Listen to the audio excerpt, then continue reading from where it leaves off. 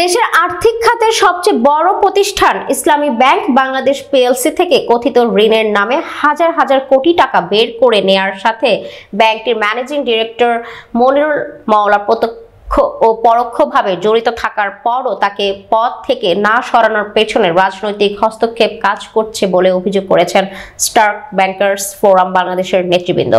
একই সঙ্গে অভিযোগ দেওয়ার পরও বাংলাদেশ ব্যাংক ইসলামী ব্যাংকের চেয়ারম্যান ও দুর্নীতি দমন কমিশন মনিরুল মাওলার বিরুদ্ধে কোনো ব্যবস্থা নিচ্ছে না বলেও উল্লেখ করেন তারা। এছাড়া দুর্নীতির বিরুদ্ধে অবস্থান নেওয়ার কারণে তাদেরকে হুমকি দেওয়া হচ্ছে বলে অভিযোগ করেন তারা। শনিবার রাজধানীর ঢাকা রিপোর্টার্স ইউনিটিতে আয়োজিত এক সংবাদ সম্মেলনে তারা এসব অভিযোগ করেন। সংবাদ সম্মেলনে উপস্থিত ছিলেন স্টার্ক ব্যাংকার্স ফোরাম বাংলাদেশ এর উপদেষ্টা মোহাম্মদ নজরুল ইসলাম, আহ্বায়ক বিএম আনোয়ার হোসেন, ইসলামী ব্যাংকের senior principal officer Abul Kalam Azad, principal officer AKM Monir Hossain, ঊর্ধ্বতন কর্মকর্তা মোহাম্মদ মাসুম বিল্লাহ, ঊর্ধ্বতন কর্মকর্তা বশির উদ্দিন প্রমুখ।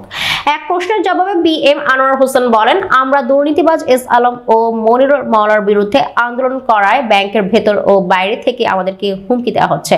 খুব শীঘ্রই আমরা তাদের নাম প্রকাশ করব। তিনি বলেন, ইসলামী ব্যাংকের বর্তমান এমডি মনিরুল মাওলা এসব অনিয়ম দুর্নীতির সাথে সরাসরি জড়িত। তার বিরুদ্ধে দুদক মামলা হয়েছে, কিন্তু তাকে এখনো গ্রেফতার করা হচ্ছে না। আমরা এমডির অপসারণ ও তাকে গ্রেফতারের দাবিতে ব্যাংকের চেয়ারম্যান, বাংলাদেশ ব্যাংকের গভর্নর ও দুদকে চিঠি দিয়েছি, কিন্তু রহস্যজনক কারণে কেউ তার বিরুদ্ধে মুখ খুলছে না।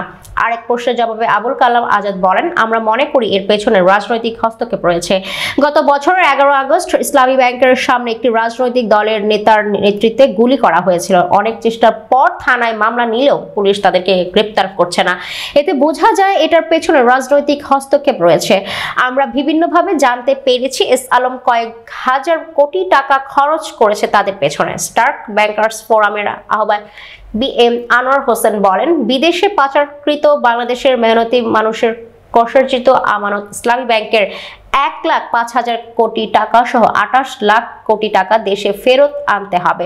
অর্থ পাচারকারী ও দুর্নীতিবাজদের শাস্তি নিশ্চিত করতে হবে। ঋণ জালিয়াতি ও অর্থ পাচারের সাথে জড়িত ব্যাংক লুটেরা এস আলম ও মনিরুল মাওলা সহ দুর্নীতিবাজ মাফিয়া চক্রের প্রত্যেককে আইনের আওতায় এনে গ্রেফতারপূর্বক সর্বোচ্চ শাস্তি নিশ্চিত করতে হবে। ছাত্ররা যদি জয়ী হয় তাহলে আমি বাংলাদেশ ব্যাংকে যাবো, আর ছাত্ররা যদি পরাজিত হয় তাহলে আমি চাকরি থেকে ইস্তফা দেবো। তো সেই স্পিড নিয়ে আমি কিন্তু ব্যাংকিং সেক্টরকে আমি যেটা ফিল করি, কিন্তু যে পরিবর্তন এসেছে তার ফলে যে ক্ষতি হয়েছে সেই ক্ষতির বিরুদ্ধে কোনো ব্যবস্থা কিন্তু হয় নাই। আমি খুবই দুঃখিত এবং লজ্জিত যে আমরা বারবার চেষ্টা করেছি আমাদের কর্তৃপক্ষের কাছে ধর্ণা দিতে এবং তাদেরকে আমাদের কথাগুলো বলতে বোঝাতে যে ব্যাংকিং সেক্টরে যে ধরনের ব্যবস্থা গৃহীত হয়েছে তার বিরুদ্ধে আপনি পদক্ষেপ নেন। কিন্তু কি করা হয়েছে সেটা হলো যে কিছু ব্যাংকের সমস্যাগ্রস্ত ব্যাংকগুলোর বোর্ড ভেঙে দিয়ে যাদেরকে ওখানে বসানো হয়েছে তারাও কাজ করছে আসলে এই বিভিন্ন ধরনের গোষ্ঠীর পক্ষে কাজ করছে। এবং আমাদের কাছে তথ্য এসেছে যে যারা এখন ম্যানেজমেন্টে আছে তারা সেই এস আলমের পক্ষেই তারা কাজ করছে এবং এখন পর্যন্ত বিভিন্ন রিজন থেকে আমাদের কাছে তথ্য আসছে যে এখনো টাকা পাচার হচ্ছে। এখনো তাদের যারা সুবিধাভোগী তাদের কাছে কিন্তু এখনো তাদেরকে প্রমোট করার জন্য কাজ করে যাচ্ছে এই ধরনের ম্যানেজমেন্ট। তো তাদের বিরুদ্ধে অথচ এই যে ডিপোজিটরদেরকে কিভাবে ক্ষতি করা যায় সেইভাবে চিন্তা করা হচ্ছে। তো এটার বিরুদ্ধে আমাদেরকে রুখে দাঁড়াতে হবে।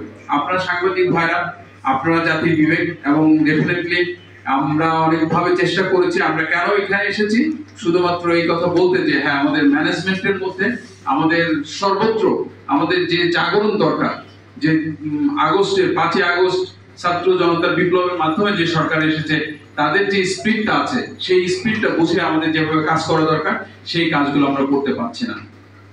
আজকে ডিপোজিটররা কেন তাদের ফান্ড ক্ষতিগ্রস্ত করবে, তাদের ডিপোজিট নিয়ে কেন দাঁড়ে ধর্ণা দিবে? আজকে চিন্তা করে যে আমরা সেভাবে তাদেরকে প্রোটেক্ট করতে পারছি না। বাংলাদেশ ব্যাংক যেভাবে প্রোটেকশন করার কথা সেইভাবে আমরা পাচ্ছি না। আমি তার পক্ষে, বাংলাদেশ ব্যাংকের পক্ষে হয়ে আমি অনেকবার কিন্তু গভর্নর স্যারের কাছে আমি বারবার গিয়েছি, বারবার কথা বলার চেষ্টা করেছি, কিন্তু আমার কথা কিন্তু গুরুত্ব দিয়ে শোনা হয় না।